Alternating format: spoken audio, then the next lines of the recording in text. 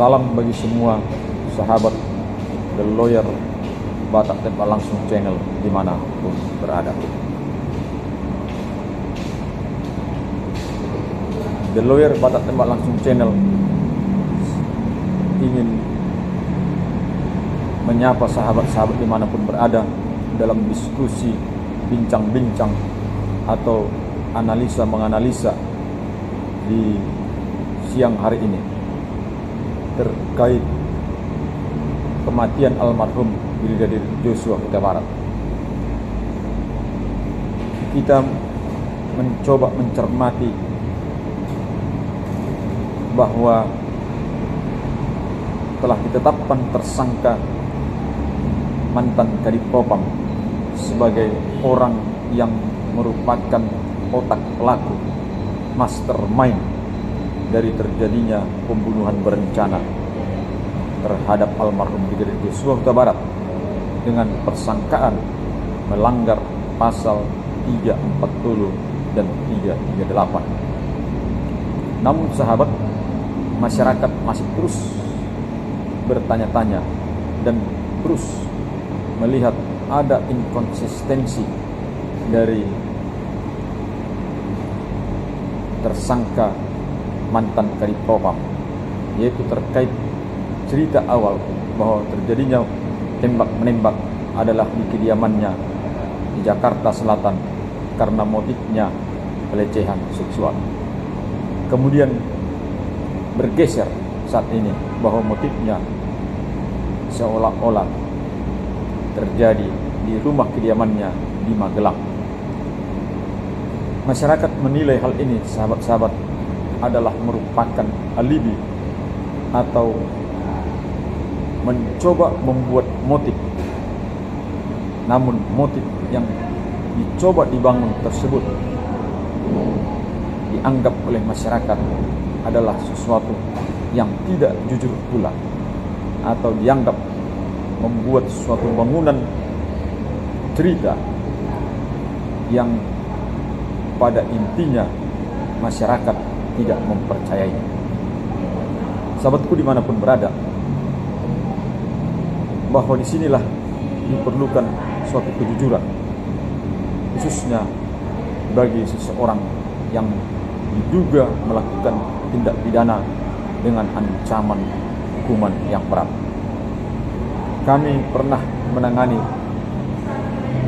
atau menjadi pembela dari seorang terdakwa yang diduga melakukan pembunuhan berencana dengan dakwaan primer 340 KUHP dan dakwaan subsidiar 338 KUHP di Pengadilan Negeri Jakarta Pusat.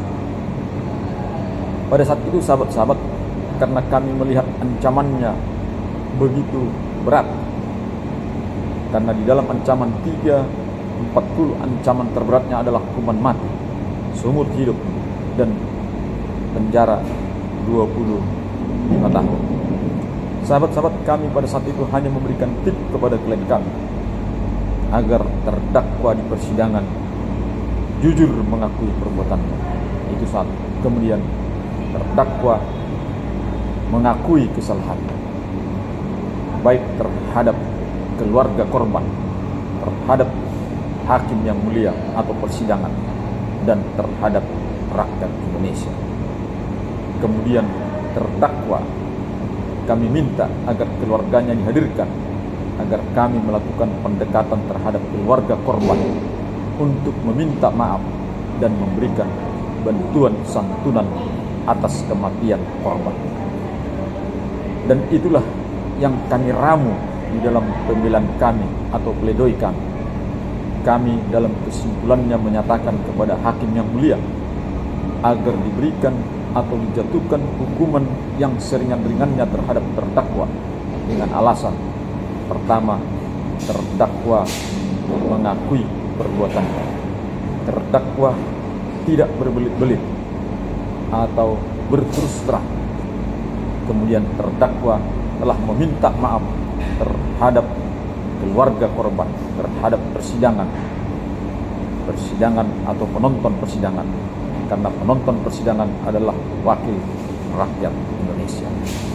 Kemudian kami menyampaikan dalam poin terakhir bahwa terdakwa melalui keluarganya dan kami penasihat hukum telah melakukan pendekatan terhadap keluarga korban dan telah bertemu dan telah meminta maaf dan telah memberikan bantuan santunan uang duka atas apa yang kami lakukan, yang kami tuangkan dalam pembelaan sahabat-sahabat, bahwa hakim yang mulia pada saat itu memvonis klien kami sebagai terdakwa, menyatakan bahwa yang terbukti adalah pasal 238 KUHP dengan ancaman sesuai dengan tuntutan jaksa penuntut umum 10 tahun, namun oleh majelis hakim diputus dengan putusan mengurangi sepertiga dari tuntutan jaksa penuntut umum. Itulah putusan yang diberikan kepada klien kami, dan klien kami menerimanya, jaksa penuntut umum menerimanya, dan keluarga korban pun menerimanya. Apa yang bisa kita lihat dari sini sahabat-sahabat, bahwa seseorang yang diduga melakukan sesuatu perbuatan pidana dengan ancaman yang berat, bahwa kejujuran dan keterus-terangan dan permohonan maaf dan kemudian melakukan pendekatan kepada keluarga, itulah salah satu yang sangat perlu untuk meringankan hukuman bagi seseorang terdakwa, apalagi seseorang yang didakwa dalam dakwaan primer 340 dan subsidiar 338 KUHP. Itulah bincang-bincang kita sahabat-sahabat dimanapun berada, sebagai bincang warung kopi, karena biasanya bincang-bincang dalam warung kopi juga bisa menghasilkan satu pemikiran yang positif dan berguna. Salam hormat bagi semua sahabat pengacara Batak Tembak Langsung Channel dimanapun berada. Kiranya kita selalu berbuat yang baik selagi masih ada kesempatan.